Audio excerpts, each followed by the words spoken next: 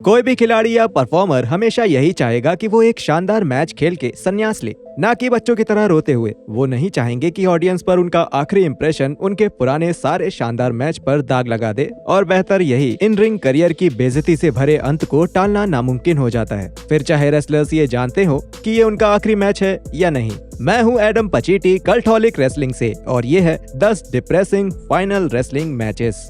शुरू करते हैं। Number 10, D generation x versus the brothers of destruction, WWE crown jewel 2018 में। शॉन माइकल्स ने काफी हद तक WWE के सबसे अच्छे रिटायरमेंट के मजे उठाए थे जब उन्होंने अंडरटेकर से रेसलमेनिया 26 के क्लासिक मेन इवेंट में लड़ने के बाद संन्यास ले लिया था, और फिर ये सब बर्बाद कर दिया, कुछ ऐसी बेवकूफी भरी बात कहते हुए कि हाँ, मैं अपनी कसम तोड़ने के लिए $3 ट्रिलियन लूंगा और अपने दोस्तों के साथ सऊदी अरेबिया में एक टैग मैच खेलूंगा। द हार्ट ब्रेक किड, जिनका टकला सर किसी बच्चे की बम की तरह लग रहा था, उन्होंने एक बार फिर से अपनी लेदर पैंट्स पहनी और ट्रिपल एच के साथ मिलकर ब्रदर्स ऑफ डिस्ट्रक्शन के खिलाफ क्राउन ज्वेल 2018 की रिंग में उतरे। लगभग हर लेवल पे पूरी तरह से बेकार इस मैच में 4 पुराने महान खिलाड़ी यहाँ वहाँ उछल रहे थे, और ये सब समय समय पर प्रो रेसलिंग की मजाकिया नकल जैसा लग रहा था। हंटर की पेक्टोरल मसल शुरू में ही फट गई। केन के मास्क और विग ने एक समय पर उनके सर से छलांग लगाने का फैसला कर लिया, और उस मैच को खेल रहे सारे रेसलर एक थके हुए बुढ़े जैसे दिख रहे थे, जो ये सोच रहे थे कि क्या सच में उनकी इज्जत इतनी कीमती है। माइकल्स ने ये माना कि उन्हें इस मैच का अफसोस है, और उस मैच में खेल रहे सभी रेसलर्स के लिए भी उन्हें बुरा लगता है, क्योंकि जैसा वो चाहते थे वो मैच उसके आसपास भी नहीं था, लेकिन वो अपने करियर के बाकी हिस्सों से इस मैच को अलग करने में सक्षम है। खुशकिस्मत है। Number 9, Loch Ness versus the giant, WCW uncensored 1996 में। विशालकाय जायंट हेस्टैक्स से आप कभी तकनीकी रूप से क्लासिक मैच की उम्मीद नहीं करेंगे, लेकिन वो एक बहुत आकर्षक रेसलर थे, खासतौर पे अपने यूनाइटेड किंगडम में और साथ ही कनाडा, जर्मनी और जापान में भी। उन्होंने यूएस में काफी देर से ऐसी एंट्री की जिसकी किसी को उम्मीद भी नहीं थी, जब उन्होंने 1996 की शुरुआत में WCW के साथ डील साइन की। कार्टून जैसे दिखने वाले डंजन ऑफ डूम के मेंबर के तौर पे आकर हेस्टैक्स ने टर्नर की ऑर्गेनाइजेशन के लिए मुट्ठी भर मैच खेले, जिसमें वो मैच भी शामिल था जो कि उनका आखिरी मैच साबित हुआ। लॉक नेस, जिनका वजन करीब 600 पाउंड के आसपास था, उन्होंने द जायंट के खिलाफ बिना काट छाट के एक पूरी तरह से बकवास पे-पर-व्यू मैच खेला। थोड़ी बहुत इज्जत इसलिए बच गई क्योंकि ये मैच काफी कम समय तक चला, मुश्किल से 2.5 मिनट। इतना छोटा होने के बावजूद भी इसने किसी तरह डेव मेल्जर से -1 स्टार की रेटिंग पाली, और हेस्टैक्स को साल का सबसे बेकार रेसलर भी बना दिया उनके रेसलिंग ऑब्जर्वर की खबरों में।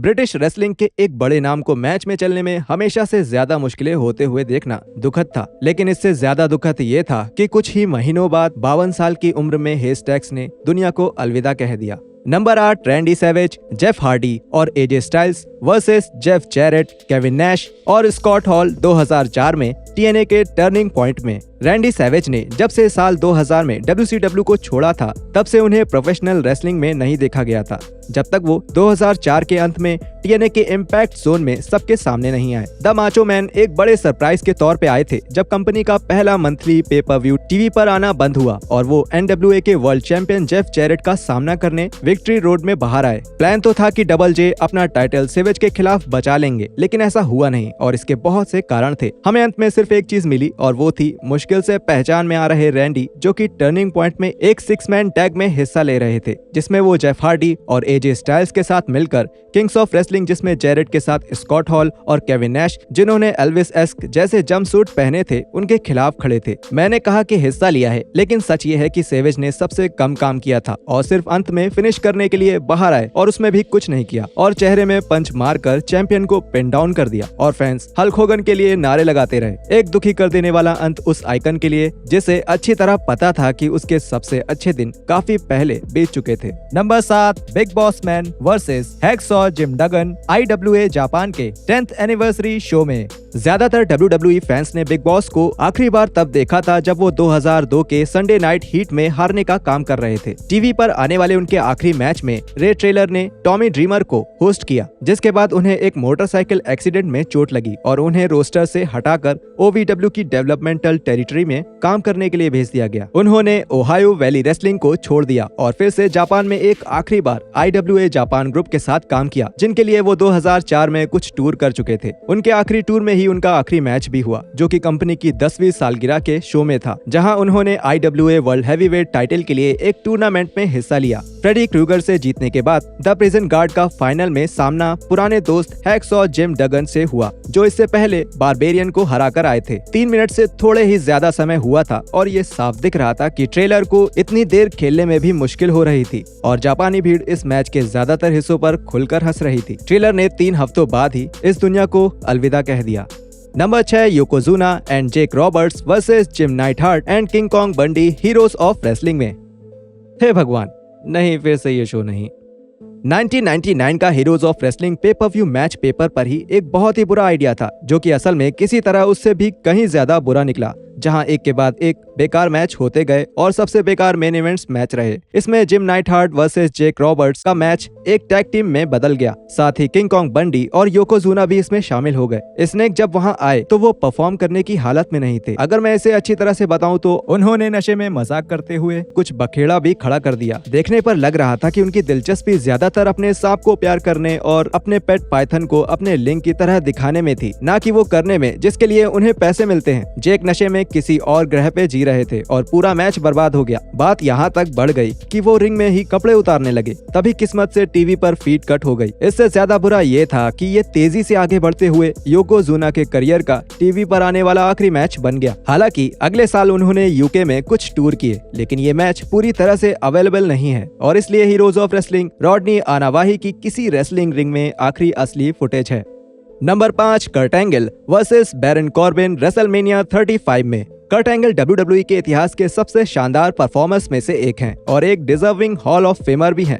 जब इस ओलंपिक हीरो ने एक दशक तक TNA में काम करने के बाद 2010 के आखिर में कंपनी में वापसी की, तो ऐसी उम्मीद थी कि वो अपने करियर को ऊंचाइयों पे ले जाकर खत्म करेंगे, उस कंपनी में जहां उनका शानदार प्रो रेसलिंग का सफर शुरू हुआ था। और WWE में एंगल के दूसरे दौर में कुछ अच्छे मौके भी थे, जैसे कि उनका और अपनी शुरुआत कर रही रोंडा राउजी का स्टेफनी मैकमैन और ट्रिपल एच के खिलाफ रेसलमेनिया 34 में एक साथ आना, और ड्रू मैकिंटायर और चैड गेबल के साथ रॉ में कुछ ठीक ठाक मैच। रेसलमेनिया 35 में कर्ट के रिटायरमेंट मैच के लिए WWE ने पुराने वर्ल्ड चैंपियन को बैरन कॉर्बिन के खिलाफ खड़ा किया, जिससे एंगल खुद भी चिढ़ गए क्योंकि वो इस सबसे बड़े स्टेज पे जॉन सीना से लड़ना चाहते थे। एंगल का फाइनल मैच सच में और ज्यादा बड़ी बात होनी चाहिए थी, लेकिन उन्हें और कॉर्बिन को सिर्फ 6 मिनट खेलने मिला, जिसके बाद गोल्ड मेडलिस्ट बहुत सफाई से खुद हार गए।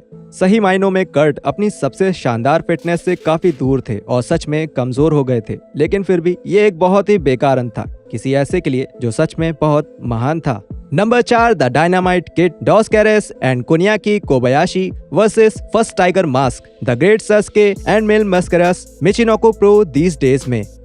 द डायनामाइट किड ने पक्के तौर पे कनाडा और अमेरिका में अपनी पहचान बना ली थी, जहां उन्होंने ऑडियंस को खुश कर दिया था स्टीव हार्ट की स्टैम्पीड रेसलिंग और विंस मैकमैन की WWE में काम करते हुए। हालांकि वो जापान में और भी बड़ी हस्ती थे, जहां उनके असली टाइगर मास्क से होने वाले मैच आज भी land of the rising sun के आज तक के कुछ सबसे शानदार मैच में है, या ये कहें कि कहीं भी हुए सबसे शानदार मैच है। टॉम बिलिंगटन का रेसलिंग करियर धीरे धीरे खत्म हो गया जैसे जैसे उनकी चोट बढ़ती गई, लेकिन जापान में एक आखिरी मैच के लिए उन्हें रिटायरमेंट से वापस लाया गया इंसर्जेंट मिशिनोकू प्रो रेसलिंग ग्रुप के लिए 1996 में। लीजेंड्स के मैच की तरह बेचे गए इस मैच में डायनामाइट को डॉस कैरेस और कुनियाकी कोबायाशी के साथ एक टीम में रखा गया और उनके खिलाफ द ग्रेट सस्के, मिल मैस्करस और ओरिजिनल टाइगर मास्क को खड़ा किया गया।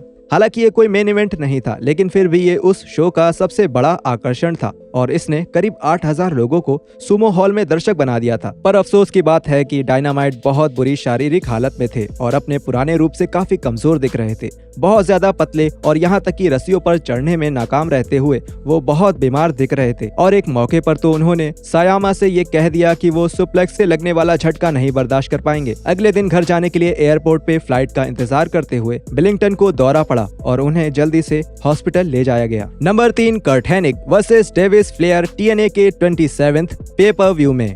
अपने करियर के शिखर पे कर्ट हेनिग इस बिजनेस के सबसे बेहतरीन परफॉर्मर्स में से एक थे और मैट पर असाधारण रूप से गिरने और अपने लचीलेपन के लिए जाने जाते थे। वो सच में अपने मिस्टर परफेक्ट के नाम को सही साबित करते थे। बिना किसी गलती के और शानदार मैच खेलना, जैसे कि ब्रेट हार्ट, रिक फ्लेयर और बाकियों के साथ हुए मैच। कमजोर कर देने वाली एक पीठ की चोट जो कि उन्हें 1991 में लगी थी, उसने रिटायरमेंट के संकेत दिए थे। लेकिन हेनिक वापस आए और बेहतरीन रूप से 2003 की शुरुआत तक बीच बीच में खेलते रहे। हालांकि उनकी पीठ अभी भी उन्हें परेशान करती थी और वो अपने अंदर के इस खूंखार राक्षस से लड़ रहे थे, जिसके कारण वो अपने पुराने रूप की परछाई जैसे दिखने लगे थे। हेनिक की आखिरी परफॉर्मेंस परफेक्शन से बहुत दूर थी। जब वो डेविड फ्लेयर के सामने आए एक बेकार से x handle on a pole match में TNA के 27वें साप्ताहिक पेपर व्यू में। ना सिर्फ ये आखिरी मैच बकवास था, जिसमें ये साफ दिख रहा था कि कर्ट हेनिक की कोई दिलचस्पी नहीं है, बल्कि उन्होंने पोल पर चढ़ने से खुद ही साफ इनकार भी कर दिया और काली शर्ट में खड़े एक सिक्योरिटी मेंबर क्रिस वॉन से उनके लिए ऐसा करने को कहा। फिर उन्होंने फ्लेयर को लकड़ी से मारा और इस मैच को लगभग 2 मिनट में खत्म कर दिया। एक महीने बाद हेनिक एक होटल रूम में मरे हुए मिले, जब उनकी उम्र सिर्फ 44 साल थी। Number 2, Steve Williams versus Franco D'Angelo ACW के डॉक्टर डेथ रिटायरमेंट शो में। स्टीव विलियम्स रेसलिंग के जाने माने ताकतवर रेसलर्स में से एक थे और उन्होंने अमेरिका और जापान में एक शानदार करियर का मजा उठाया है, जिसके बाद उनकी लगातार हार और चोट की लिस्ट ने उन्हें धीमा कर दिया। कोई भी जिसे डॉक्टर डेथ की ताकत पे शक है, क्योंकि ब्रैड गन ने उन्हें नॉकआउट कर दिया था, उन्हें सच में अपना मुंह बंद कर लेना चाहिए, क्योंकि पुराने ट्रिपल क्राउन हैवीवेट चैंपियन ने दुनिया को पहले ही दिखा दिया था कि उनके अंदर लड़ने की कितनी आग है, जब उन्होंने साल 2000 में थ्रोट कैंसर से लड़ाई की थी। शरीर को इस बीमारी से अलग करने के लिए सफल इलाज करवाने के बाद विलियम्स ने इंडिपेंडेंट और विदेशों में जाकर रेसलिंग करना जारी रखा, जिसके बाद कैंसर 2009 में वापस आ गया। उन्होंने दूसरी बार कैंसर से लड़ते हुए संन्यास लेने का फैसला लिया और उनका रिटायरमेंट मैच उनके अपने स्टेट कोलोराडो में SLM चैंपियनशिप रेसलिंग के लिए हुआ। फ्रैंको डीएंजेलो को ACW हैवीवेट टाइटल के लिए हराकर ये साफ दिख रहा था कि विलियम्स सच में बहुत बीमार हैं और उन्हें रिंग में नहीं होना चाहिए था। उनका शरीर कमजोर था और सबसे साधारण रेसलिंग मूव्स करना भी उनके लिए नामुमकिन दिख रहा था। बेशक ये खास तौर पे खुश कर देने वाली जीत के लिए और मैच के बाद होने वाले सेलिब्रेशन के लिए था, लेकिन इसे देखकर दिल टूट जाता है, ये जानते हुए कि वो 4 महीने बाद दुनिया को अलविदा कहने वाले थे। Number 1, Ric Flair and Andrade El Idolo versus Jeff Jarrett and Jay Lethal Ric Flair के आखिरी मैच में।